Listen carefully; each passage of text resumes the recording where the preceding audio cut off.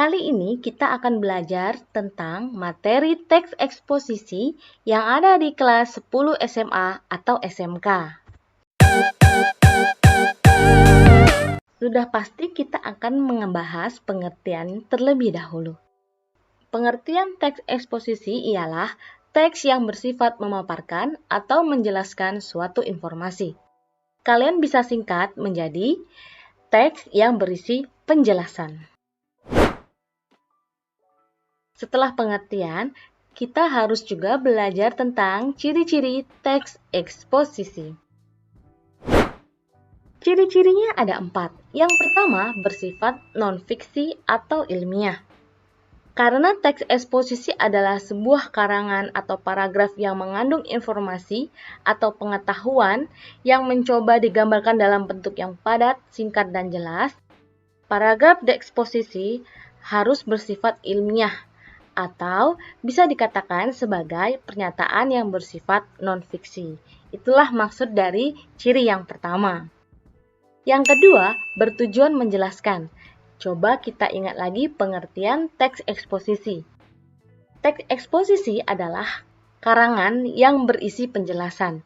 Artinya adalah tujuannya yaitu untuk menjelaskan sesuatu. Yang ketiga, berdasarkan fakta. Sudah Ibu jelaskan bahwa eksposisi ini adalah non-fiksi, bukanlah fiksi. Kalau fiksi berdasarkan imajinasi. Jadi, kalau non-fiksi harus berdasarkan fakta atau kenyataan. Yang terakhir, tidak bermaksud mempengaruhi. Karangan yang bersifat mempengaruhi bukanlah karangan eksposisi, melainkan iklan atau pidato persuasif. Jadi, kalau karangan eksposisi bukanlah untuk mempengaruhi, tapi untuk menambah ilmu pengetahuan pendengar atau pembaca. Dari yang tidak tahu menjadi tahu. Dari yang sudah tahu semakin tahu. Itulah maksudnya, bukan untuk mempengaruhi ya. Kita lanjut materinya yaitu menginterpretasikan makna teks eksposisi. Ada 2 cara ya. Yang pertama, mengidentifikasi struktur teksnya. Yang kedua, membedakan fakta dan opini. Kita bahas yang pertama ya, struktur teks fantasi. Struktur teks fantasi ada 3 ya. Yang pertama, tesis. Yang kedua, argumentasi. Dan yang ketiga, rekomendasi atau penegasan ulang. Tesis adalah bagian pembuka dalam teks eksposisi. Bagian ini juga merupakan gagasan utama mengenai suatu permasalahan berdasarkan fakta yang ada. Struktur yang kedua yaitu argumentasi.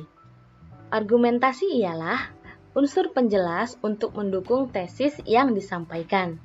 Bagian ini sudah pasti berisi penjelasan-penjelasan secara detail mengenai pernyataan pendapat serta juga mengungkapkan fakta sebagai penjelasan argumen dari sang penulis. Yang terakhir, strukturnya ialah penegasan ulang atau rekomendasi. Struktur ini berisi simpulan dari argumentasi. Bagian ini merupakan penguat dari pendapat yang didukung oleh fakta-fakta yang ada. Untuk lebih jelasnya mengenai struktur teks eksposisi, Ibu akan memberikan contoh per bagian ya. Yang pertama, bagian tesis. Salah satu hal yang paling fundamental dalam menjaga kesehatan tubuh adalah meminum air putih. Sebab banyak manfaat yang diperoleh untuk tubuh. Meminum air putih sanggup membersihkan segala bentuk toksin dari tubuh, serta memberikan nutrisi penting ke dalam sel-sel tubuh. Dengan begini, pencernaan terbantu dan tubuh terjaga dari dehidrasi. Rata-rata sebanyak 8 gelas air dibutuhkan tubuh perharinya. Tidak hanya sanggup membersihkan tubuh dari unsur-unsur kontaminan, air juga sanggup mengisi tubuh tanpa menambah kalori. Menjaga keseimbangan minum air setelah makan akan membantu dalam proses penurunan badan lebih cepat. Selain itu, minum air putih tiap hari dapat meningkatkan fungsi ginjal.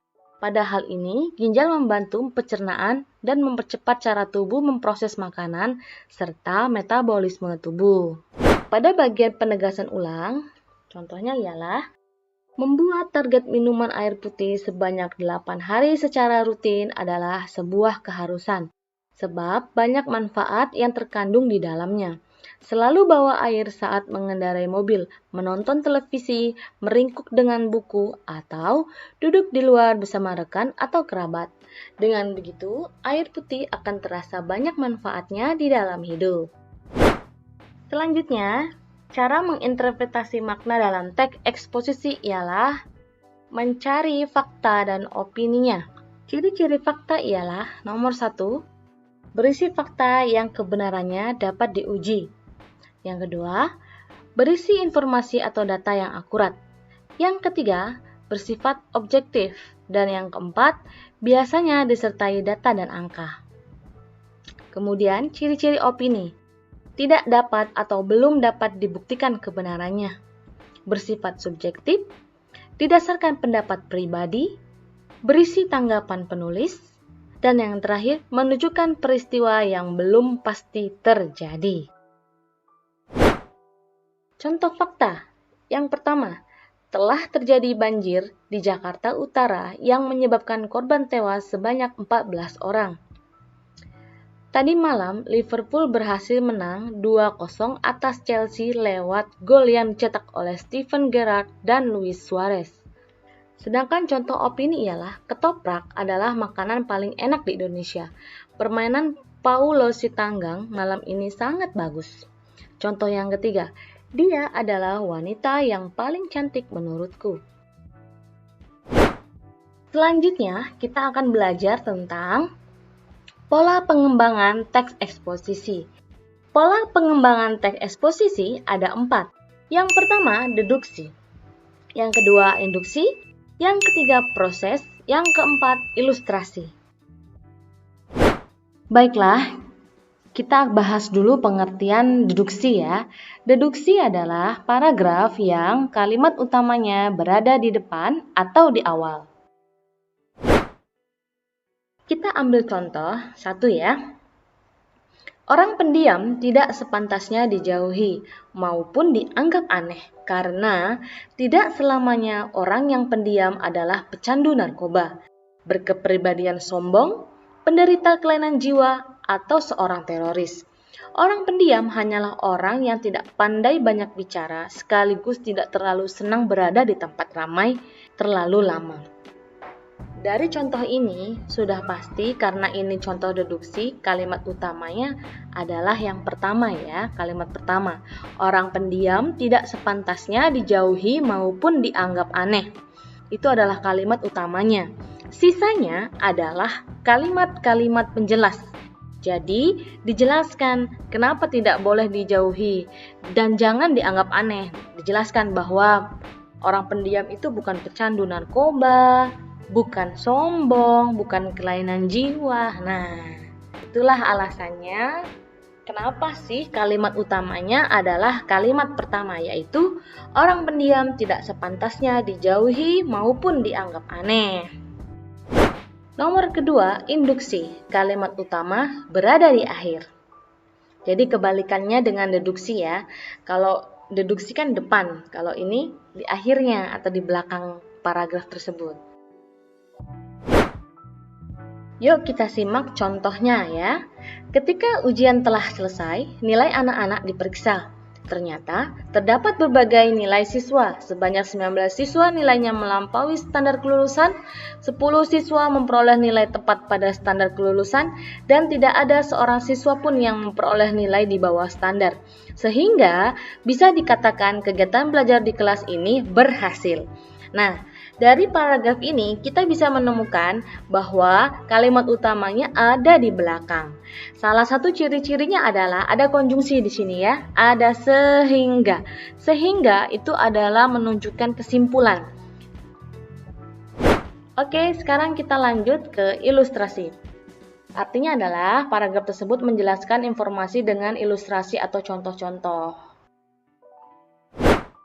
Yuk kita simak baik-baik contoh paragrafnya ya. Sampai hari ke-8, bantuan untuk para korban gempa Yogyakarta belum merata. Hal ini terlihat di beberapa wilayah Bantul dan Jatis. Misalnya di Desa Piyungan, sampai saat ini warga Desa Piyungan hanya makan singkong. Mereka mengambilnya dari beberapa kebun warga. Jika ada warga yang makan nasi, itu adalah sisa-sisa beras yang mereka kumpulkan di balik reruntuhan bangunan. Kondisi seperti ini menunjukkan bahwa bantuan pemerintah kurang merata. Jadi, kita sudah tahu kalau ada paragraf yang disertai contoh, biasanya ada kata contohnya, misalnya. Nah, itu ya kata kuncinya. Jadi, inilah contoh dari paragraf ilustrasi. Kalau proses artinya adalah berhubungan dengan cara melakukan sesuatu. Ya, mirip tutorial gitu ya. Ini contohnya ya, teks anekdot adalah salah satu teks yang banyak kita jumpai dewasa ini. Teks anekdot memang bisa menghibur para pembacanya karena terdapat muatan humor di dalamnya. Jika Anda ingin membuat teks anekdot, maka sebaiknya memahami bagaimana cara menyusun teks anekdot yang benar. Caranya adalah pertama, tentukan tema teks anekdot terlebih dahulu. Setelah itu, Anda bisa menentukan tokoh yang terlibat di dalam teks anekdot Anda. Setelah itu, tinggal mengisi dan membuat konten yang lucu dan kreatif. Kenapa ini contoh dari paragraf proses? Karena apa? Di sini kan ada kata-kata caranya adalah, nah itu mirip tutorial ya. Jadi ada pertama, tentukan tema. Setelah itu, menentukan tokoh. Setelah itu, membuat konten. Nah, inilah prosesnya. Jadi ciri-cirinya itu biasanya ada kata pertama, kedua, ketiga, bisa juga setelah itu, kemudian, akhirnya. Nah, itu adalah ciri-ciri proses. Tidak terasa, ternyata sudah 4 hal yang Bu Zaris bahas ya. Yang pertama, pengertian teks eksposisi adalah teks yang menjelaskan sesuatu ya. Yang kedua, ciri-ciri teks eksposisi adalah yang pertama bersifat non-fiksi, yang kedua bertujuan menjelaskan, kemudian berdasarkan fakta, dan yang terakhir tidak bermaksud mempengaruhi. Selanjutnya, kita juga tadi membahas tentang interpretasi makna. Di situ kita membahas tentang strukturnya ya tadi ya. Dan terakhir, pola pengembangan. Tadi ada 4. Ada deduksi, induksi, ilustrasi, dan proses. Terima kasih. Mohon maaf kalau ada salah-salah kata. Ibu akhiri. Wassalamualaikum warahmatullahi wabarakatuh. Sampai jumpa di video berikutnya.